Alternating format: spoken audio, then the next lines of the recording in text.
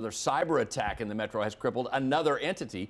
This time, it's the KC Scout traffic system, which controls cameras that monitor area highways. And that includes those electronic boards that give you alerts when you're driving down the road. Experts say this is not a new problem. Fox 4's Malik Jackson live near downtown, 16th and Summit. May not be new, but it sure seems like we're hearing about these attacks more. Yeah, Lauren, you couldn't be more precise. The expert that we spoke to says that because of new compliance frameworks, it's forcing our governments and our business leaders to be more transparent. He says as the protections have gotten better, so have the attackers. Something in the metro we know all too well. We've had our counties, we've had hospitals, school districts, and now the KC Scout system targeted by these criminals. Another day and another cyber attack, this time forcing KC Scout to put their foot on the brake as criminals have brought their operation to a standstill. MoDOT says this morning is when they were first made aware of the attack, shutting down the KC Scout website, traffic cameras, and message boards on the highway.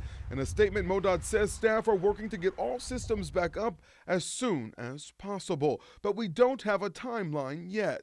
This has been happening for a long time. This isn't actually very new, but there are compliance frameworks that have been put in place where people now have to report these things. And sadly, we know about that all too well. In just the last year, we've seen cyber attacks halt business within the Jackson County government.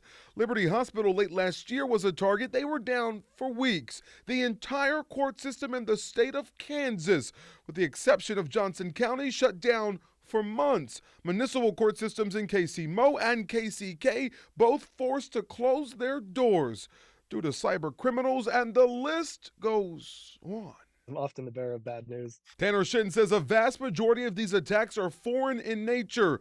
So while we're aware of more attacks, Shin says that's a good thing. He says the average person is finally in the know of what's really going on.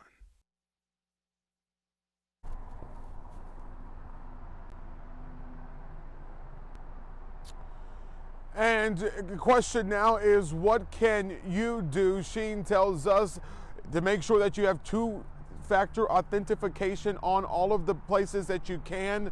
As far as the KC Scout issue goes, they're still monitoring traffic, but if you have an issue, they ask you to directly reach out to MoDOT or KDOT. For how to do that, you can click on this story on fox4kc.com.